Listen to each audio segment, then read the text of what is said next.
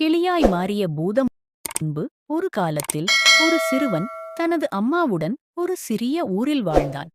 ஒரு நாள் அவன் அம்மா கொடுத்து அனுப்பிய பலகாரங்களை எடுத்துக்கொண்டு காட்டுப்பாதையில் சென்று கொண்டிருந்தான். அப்போது ஒரு பூதம் அவனது வழியை மறித்தது. அந்த பூதம் சொன்னது, இந்த காடு என்னுடையது.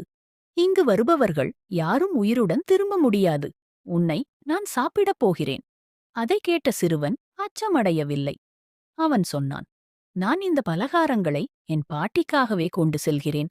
அவளுக்கு இது போன்ற பலகாரங்கள் பிடிக்கும். எனவே தயவு செய்து என்னை விடுங்கள். ஆனால் பூதம், முடியாது, உன்னை சாப்பிடாமல் விடமாட்டேன் என்றது. அதற்கு சிறுவன் கூர்ந்த புத்தியுடன், நான் என் பாட்டிக்கு இதை கொடுத்த பிறகு நீ என்னை சாப்பிட்டுக்கொள் என்றான். அதையும் நம்பாத பூதம், சரி, நான் உன்னுடன் சேர்ந்து வருகிறேன் என்று கூறி தன்னை ஒரு கிளியாய் மாற்றிக்கொண்டு சிறுவன் தோளில் அமர்ந்தது. சிறுவனும் பாட்டி வீட்டிற்கு சென்றான்.